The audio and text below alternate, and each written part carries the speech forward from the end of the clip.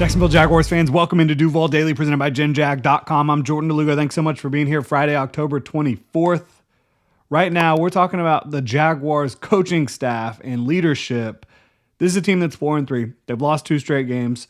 Really tough game to the Seahawks. Got their butts kicked up front on the offensive line against the Rams. Pretty much everything that could go wrong did go wrong, including the officials calling back a beautiful punt return by Parker Washington that should not have been called back. But right now we're talking about the coaching and the leadership and the staff, front office staff, right? Is this the group for the job? And specifically, is Liam Coen the man for the job in Jacksonville? Like, based on what we've seen all summer covering this team, through 7 weeks of football covering this team, is Liam Coen showing signs that he can be a long-term leader in Jacksonville? The Jaguars have struggled mightily to find someone who can lead this organization, be the face of this organization from the coaching position, and do a good job. Not everyone is going to operate the same way. There's good coaches that do things differently across the league. There's well-tenured, long-tenured coaches across the league. A lot of them are very different in the way they approach things, right? You don't have to do it one way. But is the way Liam Coen is doing it and growing within the role going to lead the Jaguars to long-term success? That's what we're talking about. Really appreciate you all being here. If you enjoy the content, please like and subscribe. And also check out GenJag.com. Pick up some new Duval gear. See the Magic hat, obviously. Go Magic. Game 2 tonight. Big time game 1 for our big 3. But back to the Jaguars. Leadership based on accountability is what I have been seeing from Liam Coen. And a lot of folks around here, when I've been hearing them over the years, decades really, talk about accountability. Coaches holding players accountable. What does that mean? How do you do that? How does that work? Well, I'm seeing clear examples of it, and kudos to the Jaguars for sharing that team meeting the other day, a good bit of that team meeting after the loss to the Rams on Tuesday. If a coach or a leader in any position is asking his players or, employees to be accountable to him and to their group, their teammates, and he is not accountable to the players, how does that work? Liam Coen is showing his players how to be accountable by being accountable to them himself in front of the entire organization, football organization. The whole team, a lot of the, James Gladstone, Tony Bazell, all those guys are there in this team meeting. He talks about having a dog, SHIT, call on that 4th and 7, where Lawrence ended up trying to escape and run for it on 4th and 7. And Trevor saw something I didn't see. He saw LeQuint Allen, because I criticized Trevor for taking off on that play. He saw LeQuint Allen outside, and he had an opportunity to block the corner, and LeQuint Allen instead went for the inside defender, defender closer to the middle of the field, which, disallowed Trevor Lawrence to have more of a running lane. And so Liam Coen's in the middle of taking responsibility for this. And LeQuint Allen, during the middle of this presentation, steps up and says, that's my fault. I should have taken that corner. And Liam says, I appreciate you saying that. Yeah, and Trevor thought you were going to do that as well. But it goes back to me because that was a bad call. Being accountable yourself shows players, shows coaches, shows everybody that's working for you how to be accountable. And that's just one small example. But somebody who does that, in my opinion, is going to get the most out of the people working for him from an accountability standpoint. His communication is off the charts. His communication with the media, with fans, with the players. We've gotten so much access with this new regime. And it's not, and James Gladstone talked about this. They want to give as much access as they can without sort of losing their competitive advantage. They don't want to give up a competitive advantage by sharing things. But if they believe as an organization that they can be open and share behind the scenes footage that is not going to lead to a competitive disadvantage, they're going to do that. And I think that that is also a sign of accountability with the fan base, with the people who support the team. I think that's huge organizationally. Beyond his leadership, because I think that that is 100% clearly there. You've heard that every step of the way with Liam Coen, and now you've seen it in action a lot throughout the last several months. He is a smart offensive mind. There's no doubt about that. There's just, his run game is so good. And the Jaguars have gotten away from the run game a little bit lately. In my opinion, the last 3 games, against the Chiefs, the run was working fairly well. It wasn't like explosive. It wasn't anything crazy, but it was still effective. I think the Jaguars were still averaging over 4 yards a carry, or at least Travis Etienne was. Against the Seahawks, that was the one game where it really just, that defensive front was kicking the Jaguars' butt all day long. And they couldn't get it going at all. They were averaging 3.1 yards per carry. ETN, the leading rusher, was averaging 2.3 yards per carry. It wasn't working, right? Against the Chiefs, as I mentioned, the week before that, the Jaguars were averaging 4.2 yards per carry. Obviously, a lot of that was Lawrence, but ETN on his 12 carries was also averaging 4.1, which isn't great. And it wasn't like just one big run popped. His long was 8, so it was fairly consistent for ETN when he was rushing the ball. Not great, but 4.1 is not horrible either. And then against the Rams, the Jaguars averaged almost 5 yards per carry, 4.9 yards per carry.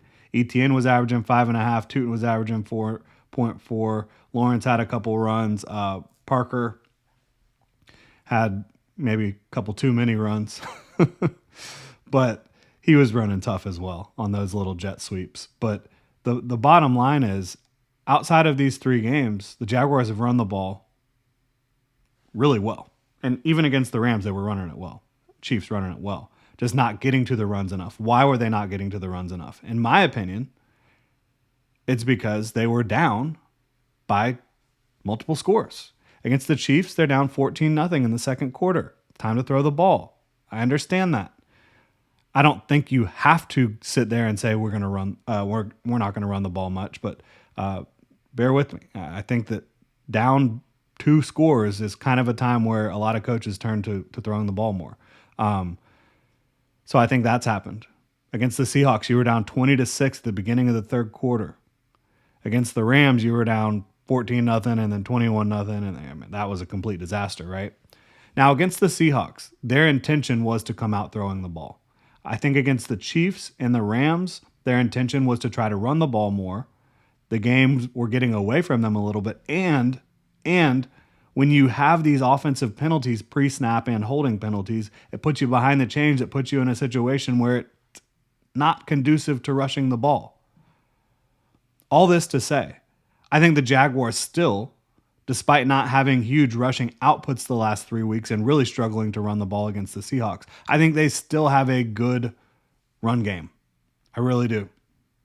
I think they need to lean on that. Part of being able to lean on that is going to be cutting down on allowing the other team to score so much early in the game and cutting down on the penalties, right? I think the passing game structurally has been very good. There have been players that have been open enough. There have been times where the offense had every chance to get the job done, but the execution wasn't there. Again, we talked about the penalties. Lawrence needs to get more comfortable, and they need to start more with Travis Hunter. Trevor Lawrence has been too inconsistent throwing the ball. And Liam Coen talking to Ryan O'Halloran of the Times-Union broke it down like when receiver one in the read is open, it's got to be automatic. I agree completely, and there wasn't enough of that. And the prime example is play number 1 against the Rams last week, where Travis Hunter was open. There was pressure, still should have ripped it in there. I think Liam Coen said let it loose to Ryan O'Halloran, but that's what needs to improve there. And then obviously too much inconsistency with route running, timing, catch point skills. We've talked about that a million times. And I think he's constantly working to Liam Coen is working to improve himself as a coach, as a person, and then also improve like what they are asking the players to do. They're kind of going to be limiting the menu moving forward a little bit into what players do well. And I don't think that's in any way going to make them predictable. I think they're still going to be very unpredictable overall. But they're gonna lock in more on what they've been doing well and what they're more comfortable with. And the bye week is a great opportunity to have a little bit of extra time to get that done. Again, the biggest thing to me right now on offense is he has to figure out how to get the penalties cut down. And it's on the players and it's everybody. It's a dense offense. I think after repping it for all summer, 7 games, it's got to get cleaner. It doesn't have to be perfect, but it has to be cleaner. You can't be shooting yourself in the foot on, most of your drives, which that's exactly what they've been doing. I really do believe in Liam Coen. I think he's going to get them there. I think his leadership, accountability, communication, and his just mind for football, and also the work ethic.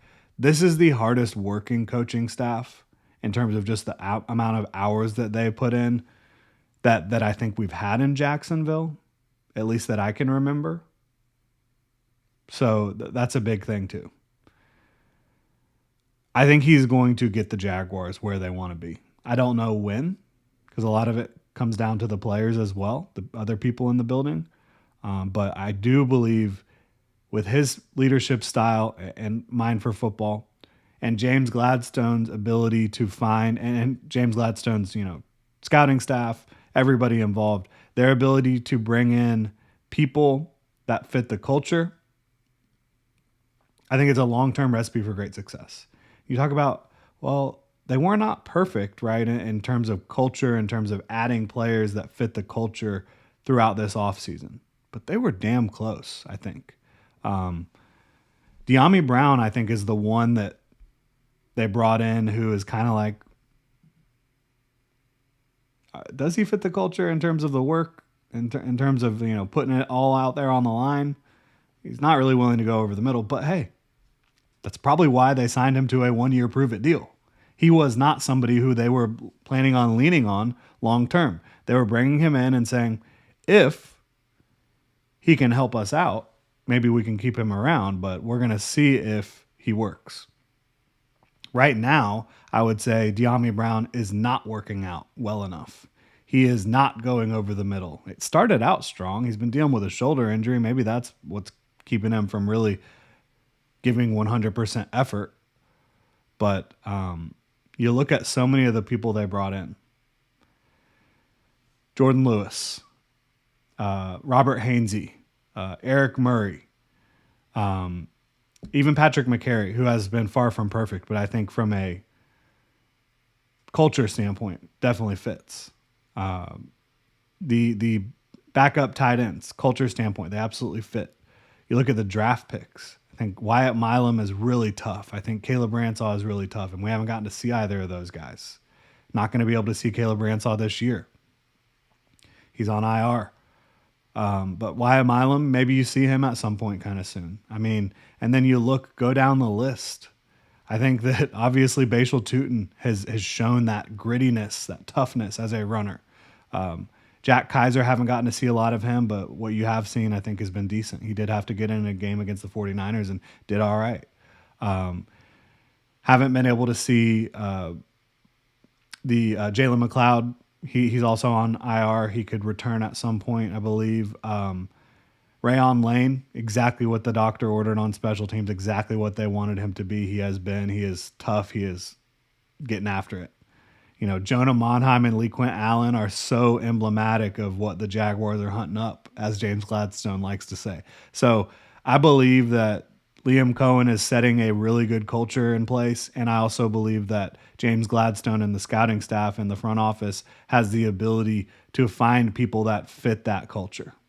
I think it's a long-term recipe for great success. I really do. How quickly will it come together moving forward in 2025? I don't know. But I do believe in this group pretty strongly, which is exciting. Really appreciate y'all being here. Appreciate you tuning in, supporting the channel. If you enjoy the content, please like and subscribe. Y'all have a good Friday.